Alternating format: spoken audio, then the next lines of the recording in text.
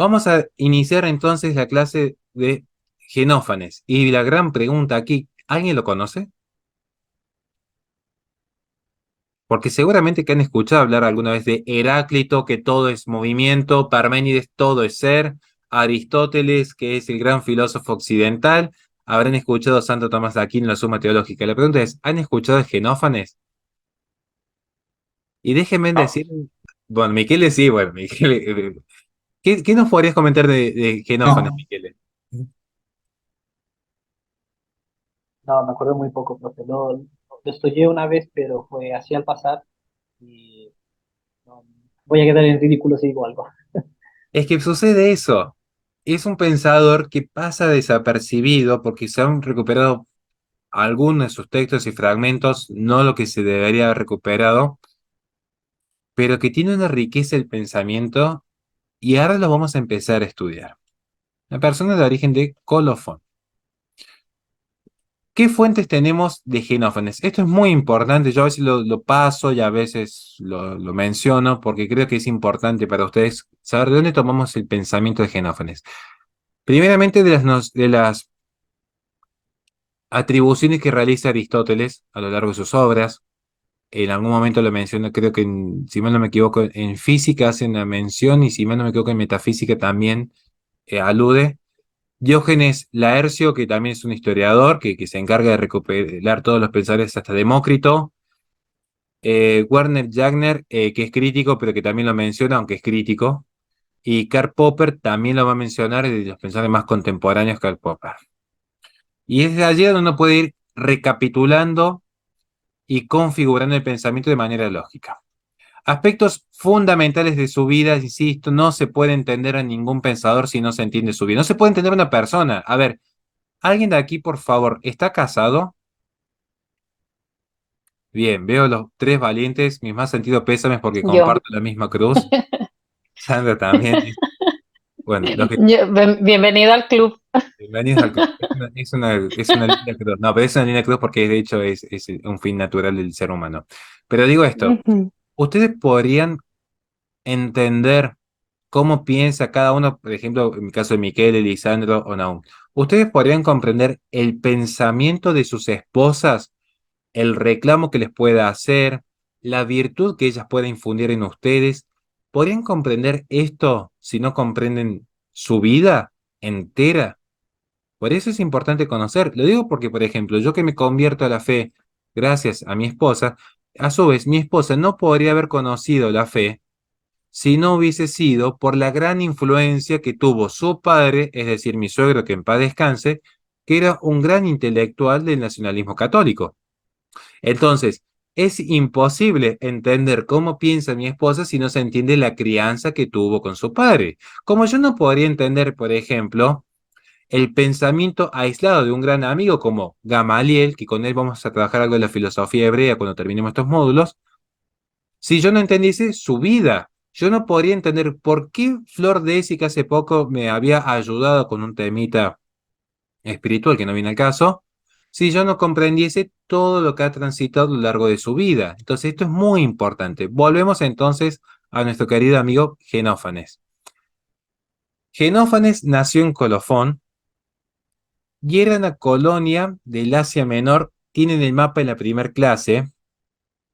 Era muy cercana a la ciudad de Éfeso. Por eso va a tomar mucho de los pensadores de Éfeso. Va a tomar mucho de los pensadores de Éfeso. También va a tomar mucho de los pensadores de Mileto. La cercanía geográfica influye. Quieran o no, la cercanía geográfica influye. Y acá se discute porque acá hay mucho de leyenda, hay mucho de historia, se mezclan varios aspectos. Se dice que fue discípulo de Anaximandro, que ya lo estuvimos estudiando. Un tema fundamental, la influencia que va a tener de Anaximandro. Sobre todo cuando toquemos el tema del Arge. Y a la edad de 25 años, su ciudad es conquistada. ¿Por qué marco que la ciudad es conquistada? No es un dato menor. Cuando lleguemos a Thomas Hobbes, van a ver que Thomas Hobbes, que hace toda una filosofía política para justificar el Estado moderno, Thomas Hobbes también padece una guerra muy cruenta. El contacto directo con un conflicto bélico marca el pensamiento filosófico. Quiérase o no, insisto, cuando empecemos a estudiar los pensadores más modernos, esto lo van a tener mucho más claro. Cuando veamos la vida de Thomas Hobbes, cuando veamos la vida, por ejemplo, de Søren Kierkegaard, cuando veamos lo que ha sido, por ejemplo, la vida de Nietzsche, están marcados por pensamientos traumáticos. Concretamente, Nietzsche, por ejemplo, con el tema específico del amor, se encuentra marcado en su vida. Por eso se dice, quien no piensa como vive, termina viviendo como piensa, termina pensando como vive. Por eso es importante pensar cómo uno lo vive, lo que uno va sucediendo, el por qué sucede. Allí empieza una vida errante como poeta, como orador, y en estos viajes se va a terminar instalando en Elea. Para muchos es el fundador de la corriente eleática. Tiene una particularidad que es el primer autor, al menos en lo que se conoce dentro de lo que es la filosofía occidental, que escribe una obra autobiográfica. Al menos dentro de lo que es la cultura griega, es el primer que se conoce, que escribió una obra autobiográfica. Por eso se puede recuperar esta información y por eso uno puede comprender por qué pensaba como pensaba. Me pasé una diapositiva. Acá agárrense que esto se viene para largo. ¿Cómo pensaba Genófanes de Colofón? Una maravilla. Vamos a empezar por la cuestión teológica, la más interesante de todas. La cuestión teológica.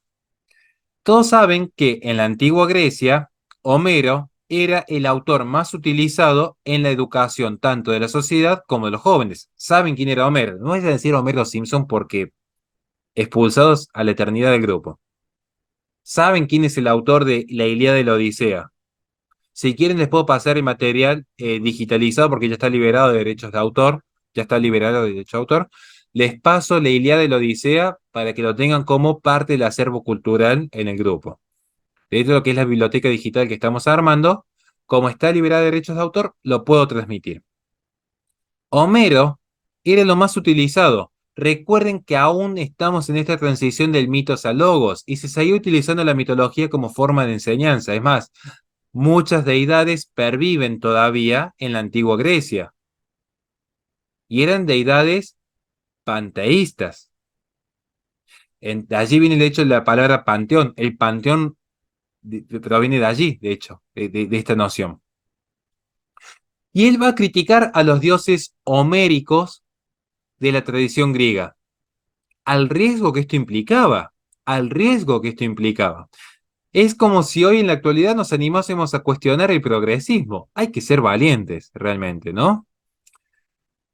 Y en esta crítica a la tradición griega, él va a sostener que estos dioses no son más que una invención humana, creadas a imagen y semejanza del ser humano. ¿Vieron los fragmentos que le pasé en el Word cuando hablamos de Genófanes? Él dice, he ido al África y allí los dioses tienen el mismo color de piel que sus habitantes.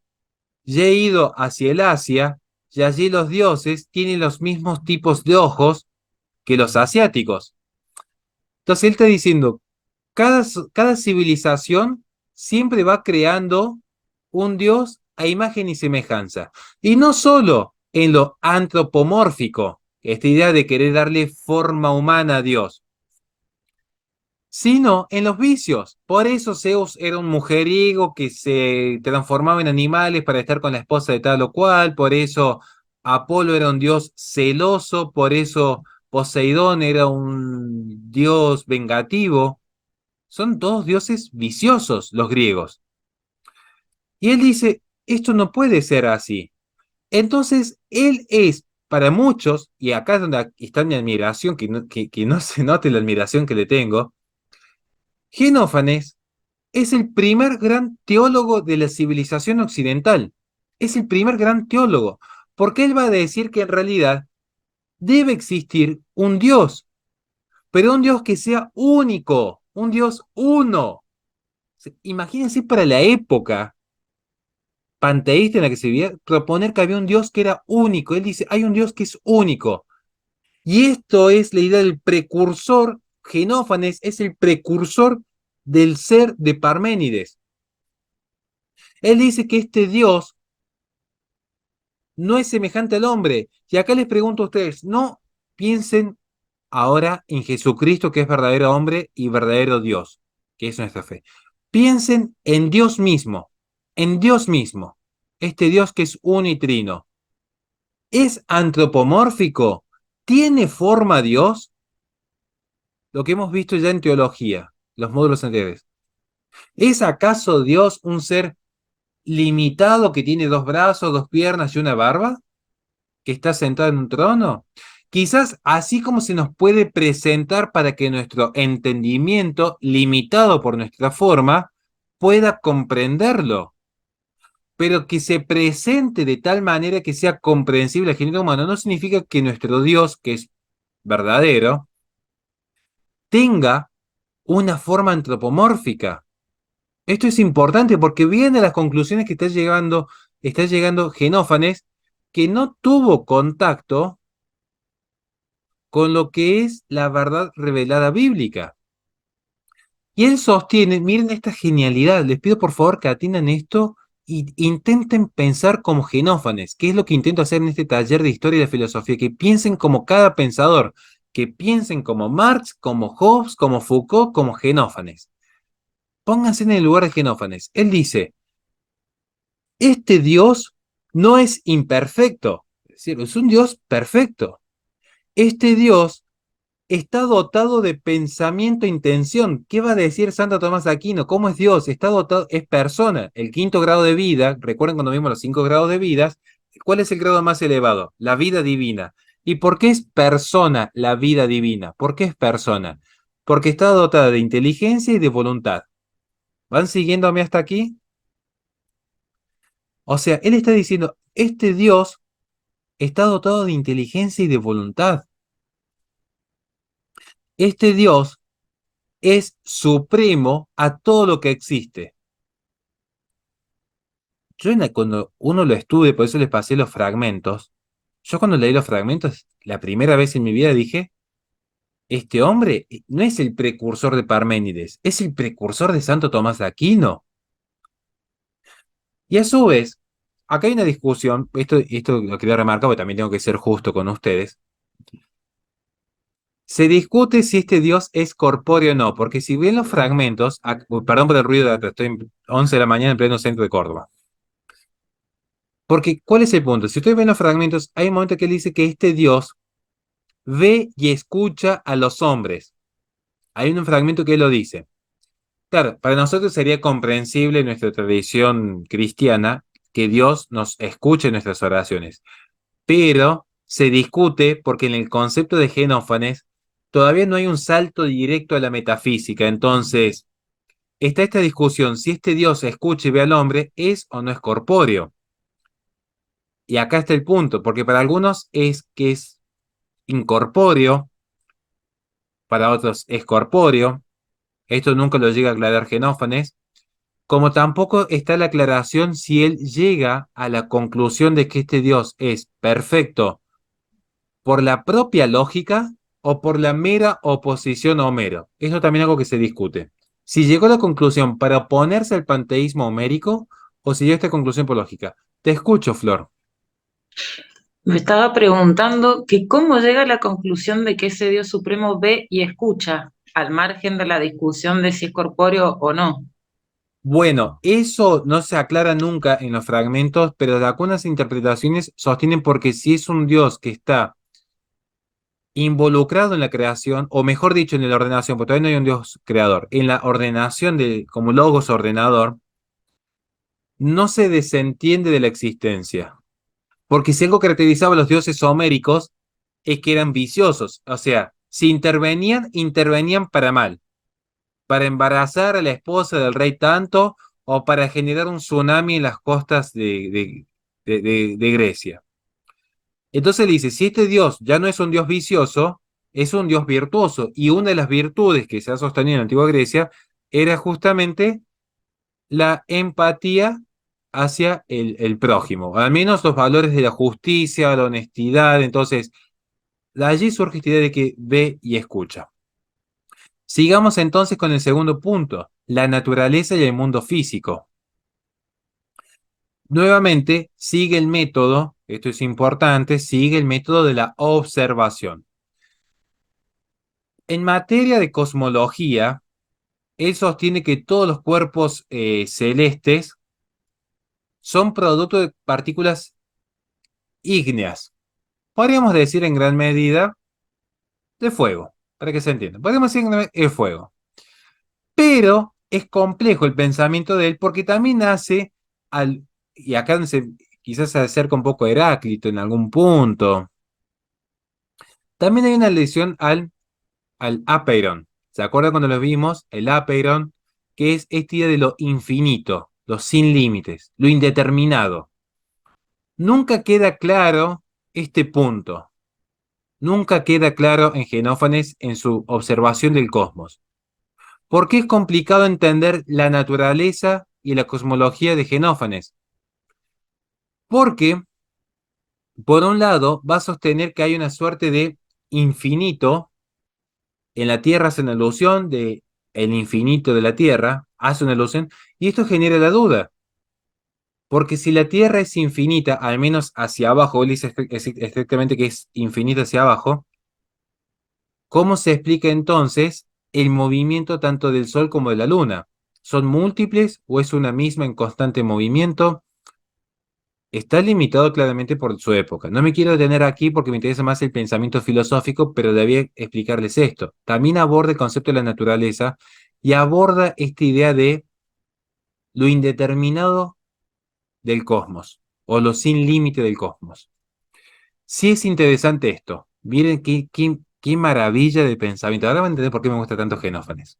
Salimos del cosmos, vamos a la naturaleza en sí.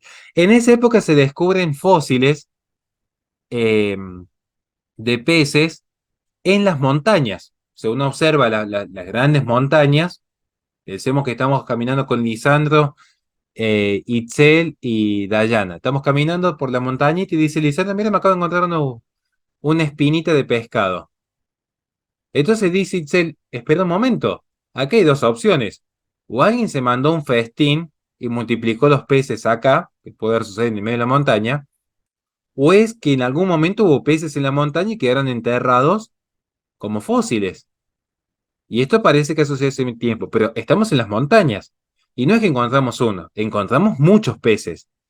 Entonces va a decir Genófanes, esto me lleva a la conclusión de que en algún momento las montañas también estuvieron tapadas por el agua.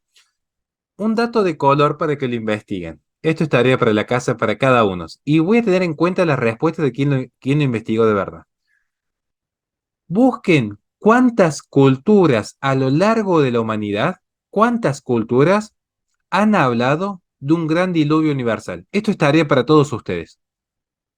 ¿Cuántas culturas precolombinas, mesopotámicas, asiáticas, africanas, caucásicas, cuántas culturas que sin tomar contacto con los pensadores hebreos hablaron de un gran diluvio universal donde solamente unos muy pocos virtuosos se salvaron y que también salvaron a algunas de las especies? Esto es tarea para la casa.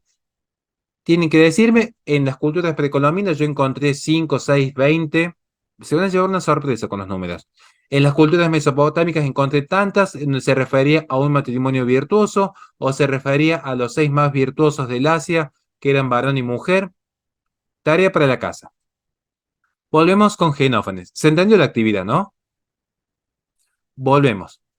Genófanes va a decir, en algún momento la Tierra estuvo cubierta por el agua.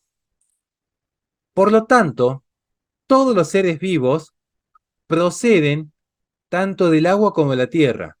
Todo ser vivo procede del barro. Y acá les pregunto a ustedes, ¿de dónde procede Adán? Del barro. De Del la, polvo de la tierra. Qué interesante, ¿no?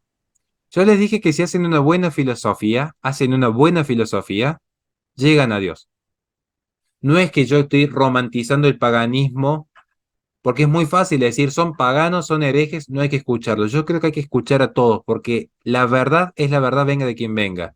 Y en todo caso, lo que está haciendo es confirmar lo que nosotros ya creíamos, pero sin un sesgo de confirmación, sino en una búsqueda genuina por la verdad. Miren qué maravilla lo de Genófanes. Toda vida proviene del barro. O sea, es una cosa impresionante. Otra particularidad, el conocimiento humano y sus límites. Porque él dice algo muy interesante. Él dice algo muy interesante. Para muchos es un relativista. El que le explica que Genófanes es un relativista, les explicó mal Genófanes. Porque él tiene una concepción de la verdad como algo objetivo, pero reconoce que el ser humano está limitado en el conocimiento. Él dice, la verdad es la correspondencia de aquello que decimos con la realidad. Similar al concepto de Santo Tomás de Aquino, la adecuación del intelecto a la realidad. Él dice, en algún punto Genófanes va a confundir, en el buen uso de la palabra, esta confusión, realidad con verdad. Él dice, ¿se entiende? Y yo coincido con él que la verdad es el juicio. Recordemos que tenemos la verdad ontológica como trascendental, que ya vimos en metafísica, por eso era importante darles todo el taller previo. Está la verdad ontológica, pero a nosotros lo que nos interesa es la verdad lógica, porque lo que nos interesa a nosotros en nuestra acción es, ¿puedo adecuar mi logos, mi conocimiento, mi razón, mi palabra, puedo adecuar mi verbo a la realidad? ¿Puedo emitir un juicio verdadero? Si yo puedo emitir un juicio verdadero como que el control remoto existe, es porque ya hay una verdad ontológica en el control remoto. Pero interesa mi juicio de verdad, que es el control remoto existe. Genófanes va a decir, bueno, la verdad termina siendo, en última instancia, la correspondencia entre lo que se dice y la realidad. El punto es que Genófanes dice, las ideas, nuestras ideas, son la forma en la que expresamos aquello que creemos verdadero. Sin embargo, el conocimiento está limitado, porque el conocimiento es certeza y es algo distinto de la verdad. Entonces, si nosotros bien queremos expresar la verdad, el conocimiento de la verdad está muy limitado en esta certeza. Se limita por nuestros sentidos, por lo falible que es nuestro intelecto, por los errores en la observación, por los cambios propios de nuestra mente. Se entiende hasta acá lo que él está diciendo. Dice, la verdad es objetiva, pero hay discrepancias porque la discusión es qué conocimiento tenemos que sea infalible. Recuerden, época de Genófanes. No me venga a decir una hora, no, porque yo tengo un conocimiento absoluto, porque leí el comienzo del Evangelio según San Juan. O sea, gente, faltan todavía 6 siglos para que llegue nuestro Señor. O sea, ¿se entiende hasta acá lo que quiere decir Genófanes? La verdad es objetiva, pero la discusión está en qué grado de certeza hay. Bien, los dos, a ver cómo estamos acá. Uy, esperen que me pase como siempre. Esto estoy limitadísimo, y perdón. Es que pasa que le metí mucho amor a las diapositivas. Genófanes. Principales aspectos. Sí, Itzel, te escucho. Sí, es que, digo, antes de avanzar, me quedó una duda. ¿Cómo es que él relaciona el agua mezclada con tierra y que de ahí surgimos todos los seres vivos? Porque igual yo hubiera pensado, bueno, de ahí surgen los peces, pero ¿cómo él hace esta relación? Bien. No me puedo, a veces no me puedo detener, te agradezco la pregunta, Itzel, es muy interesante. Yo no me puedo detener a explicar todo, autor. O sea, este hombre le llevó 40 años a escribir lo que escribió, yo lo estoy explicando en 40 minutos. O sea, ténganme un poquito de paciencia, pero es muy interesante preguntar. Recuerda, ¿él dónde encuentra los peces? A ver, ¿cuál es la forma de vida conocida? Si vos estuvieses en Grecia en ese contexto, ¿no? Sin celular, sin wifi, en ese contexto. ¿Cuál era la forma de vida más profunda que podías conocer? Lo que estaba más por debajo de todo. Y el pez. Peces, sí. Y lo más elevado serían las aves, digamos. Y lo Ujú. más cercano sería lo terrestre. ¿Cuál es la forma de vida más baja? El pez, en el sentido de lo que se sumerge, ¿no? ¿Dónde encuentra los fósiles de peces? ¿Dónde se encuentran? Porque son En muchos los que las lo van. alturas.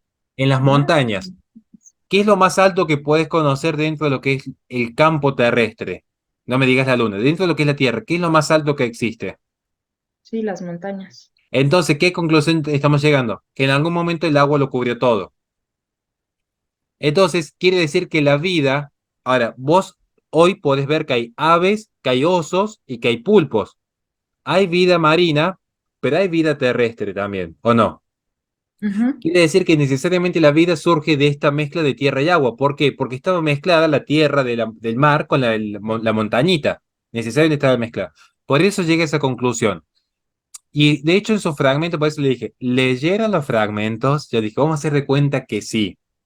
Pero si leen los fragmentos, él hace toda una suerte de, podríamos decir, es como la precuela de Darwin, porque él dice que todo surge de una primera ameba que se va dividiendo por algún, no sé, no lo dice expresamente así, pero es una interpretación que se da, como que empieza un proceso de división entre la vida terrestre y la vida acuática.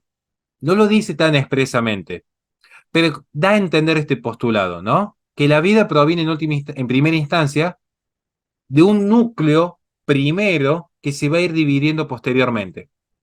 ¿Se entiende hasta acá? Por eso dice que surge el barro. Bueno, los dos principales, bueno, quedan 10 minutos. Los dos principales aportes de Genófanes. Y antes de seguir, ¿les da la energía para que veamos Parménides hoy? ¿O están muy aburridos? Bueno, listo, seguimos entonces, por el mismo link. Miren, principales aportes de Genófanes. Esto es maravilloso, esto es, insisto, es para sacarse el sombrero. Teología monoteísta. Una teología monoteísta en el apogeo de la cultura griega. Es una maravilla. Rompe con Homero, que era la fuente de educación social, y plantea la idea de un Dios perfecto, único, dotado de voluntad e inteligencia, un Dios personal, en el sentido de persona que ya hemos visto en antropología. Un ser supremo y ordenador, supremo a toda existencia y que ordena y otorga regularidad en todo lo que es.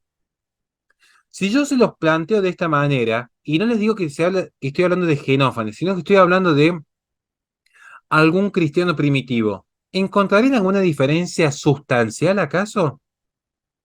Esta es la maravilla. Y luego teoría del conocimiento, que es un área que se empieza a explotar recién en el siglo XVI, en esta discusión entre racionalistas y empiristas, que ya la vamos a ver, es muy interesante, por cierto. Y él sostiene que existe una verdad que es externa al hombre y reposa en la realidad. Y es una verdad que se entiende como juicio. Esta idea de la verdad lógica y la verdad ontológica. Él no lo llega a exponer en estos términos, pero es lo que le permite a Aristóteles luego diferenciar la verdad ontológica de la verdad lógica. Y a su vez establece lo que es la distinción entre conocer por certeza y saber por hacer. Se lo voy a explicar rápidamente. Un ejemplo, estén atentos, ¿no? Supongamos que Flor Desi y yo estamos compitiendo para ganar una beca en el CONICET. Y yo estoy convencido de que Flor la va a ganar. Yo tengo una creencia. ¿Qué es el conocimiento? Creencia verdadera y fundada. Esto lo va a explicar Platón. Creencia verdadera y fundada. Entonces yo digo, le digo a mi esposa, mañana van a dar los resultados, ¿no? Así. Mañana van a dar los resultados del CONICET. Y la beca la va a ganar Flor Desi. Esto es lo que yo le digo convencido. Yo estoy convencido de que Flor Desi gana la beca de CONICET, ¿no? Entonces yo le digo a mi esposa lo siguiente, y atentos, tomen nota, atentos. Le digo, la persona que va a ganar la beca del CONICET es una persona que usa lentes y lleva una campera negra. Resulta que yo mañana me pongo mis anteojos y mi campera negra de Kung Fu. Y resulta que gano yo la beca. Objetivamente, ¿mentí o no mentí? Objetivamente, no mentí. Es más, dije la verdad. Porque ¿qué dije? La verdad entendida como juicio. ¿Yo qué dije? La beca del CONICET la va a ganar una persona con anteojos y campera negra. Yo en mi fuero íntimo pensaba que era Flor Desi. Pero yo que le dije a mi esposa, la va a ganar una persona con anteojos y campera negra. Ahora, ahí yo no mentí, yo ahí dije la verdad. Ahora, ¿esta verdad es un conocimiento por certeza o fue un saber por azar? por ¿Vieron qué azar. Exactamente, es por azar. ¿Vieron qué interesante que es el pensamiento de Xenófanes? Porque él empieza a cuestionarse, decir, ¿qué es la verdad? Realmente, ¿qué es la verdad? ¿Cómo sé que sé? ¿Cómo sé que yo sé? En ese momento lo damos por supuesto, pero hagan el experimento cada uno con su familia. Esto es muy interesante. Itzel, Dayana, Estefanía, agarren a sus parejas, sus novios, sus amigos, sus primos, sus abuelos, y a ver, ¿qué sabes vos de esto? A cualquiera. Fantástico. Así que sabes de esto. ¿Cómo sabes que sabes? ¿Cómo tuviste el grado de conocimiento? ¿Cómo sabes que ese es el método para conocer y no otro? Hagan este experimento en su propia vida. Cuando alguien les diga, hagan en la propia fe. Cuando alguien les diga, esto es autoridad. Por ejemplo, el Evangelio según San Juan. Esto es verdad. Y dice, bueno, ¿cómo sé que es verdad? ¿Porque el propio libro me lo dice? Porque si yo les dijese, por ejemplo, che, esta agenda les dice la verdad. ¿Por qué? Porque esta agenda me dice la verdad. Pero ¿cómo sé? ¿Hay fuentes históricas de la resurrección de Jesucristo? ¿Hay formas de interpretarlo? ¿Hay concordancia con otros registros históricos? ¿Cómo llego yo a saber lo que sé? Te escucho, Flor. Ayer justamente conversaba con una persona que no profesa la fe cristiana y me quería rebatir el tema de la fe. Obviamente yo en eso no entro en discusión, digamos, acalorada, simplemente voy también entendiendo qué es lo que piensa la persona. Y en un momento de iluminación, literalmente, yo le pregunté, ¿y cómo sabes que lo que vos sabés es verdad? Eso es Y verdad. ahora que estamos viendo esto, digo, wow, viene de ahí. Y está muy bien porque es lo que hemos venido trabajando. Recuerden cuando vimos los talleres de antropología, teoría del conocimiento, ya lo estuvimos viendo. Y está muy bien, Flor, lo que le has planteado. Eso es fundamental. Te escucho, Mijael, así ya cierro con la última pregunta y pasamos a la siguiente. Ajá, quizás suene fuera de lugar, pero en un capítulo de Los Simpsons, que Los Simpsons van a África, ellos están en África y ven nacer unos rinocerontes de unos huevos. Y viene Lisa y dice, oye, eso no es así. Y Homero le dice, ¿qué acabas de ver? Pero, ¿qué acabas de ver? Pero, ¿qué acabas de ver? Entonces, a veces, quizás suena un poco burdo, creemos que tenemos un conocimiento por lo que escuchamos, por lo que aprendimos, pero cuando nos vamos a las bases, a la realidad, es algo totalmente diferente. Y la gente no quiere entender que todo lo que escuchaste una y mil veces no es la realidad, sino es lo que tienes frente a tus ojos. O sea, a veces pasa, es un simple ejemplo que no sé si encajará bien, pero escuchando la clase fue lo primero que me vino a la mente. Está fantástico, Mijael, tu aporte. Es así, está muy bien. Eso, de hecho, recuerden cuando vimos teoría del conocimiento, lo que es el sesgo cognitivo. Está fantástico tu aporte. Bueno, tarea para la casa con Genófanes. Bueno, ya le había dado otra tarea que era sobre lo del diluvio universal, pero esto es importante. Esto es para que lo reflexione cada uno, ¿no? Esto es para que lo reflexione. Hemos creado un Dios antropomórfico. No quiero que lo vinculen con la idea del Dios uno y trino, donde el Hijo, siendo verdadero Dios, se hace verdadero hombre. Porque ya incluso, esto lo vamos a ver cuando profundicemos teología más adelante. ¿A qué me refiero con que creamos un Dios antropomórfico? Como los griegos que proyectaban sus vicios en los dioses griegos, yo les pregunto a ustedes, ¿hemos en algún momento cada uno de nosotros, no es acusar a nadie, es autorreflexivo esto, creamos nuestro propio Dios? Ejemplo concreto, para que vean que uno tiene que ser a veces autocrítico también. Yo muchas veces digo, qué mal que hice acá, porque tendría que ir a ayudar a una persona y a veces lo pateo para mañana y yo sé que está mal, pero bien cuando uno te dice, estoy tan cansado que, bueno, dejamos esto para mañana. Y yo después, ¿cómo me consuelo a mí mismo? Bueno, Dios me va a tener piedad porque es un Dios misericordioso. Uno como que ya quiere como empezar a adaptarlo, la propia vida a Dios. Decir, bueno, porque Dios seguramente que es paz y amor, porque Jesús era un buen hombre. Vieron, ahora hace una versión de Jesús medio hippie, que nunca se enoja. Eh, Pasa mucho, católicos por el hecho de decidir, no, que Dios está a favor del aborto, o sea, esta es la idea. Como sociedad nos vamos creando acaso un Dios antropomórfico con esta desvirtuación, donde se toma el cristianismo ya no en su esencia, sino que cada uno lo va adaptando como le conviene. Cada uno va adaptando su propia versión de nuestro Dios. Esto es para que cada uno lo piense y lo reflexione en su fuero íntimo, insisto, no es para acusar a nadie, ni siquiera me interesa que me den la respuesta, es, pensemos en el caso de católicos por el hecho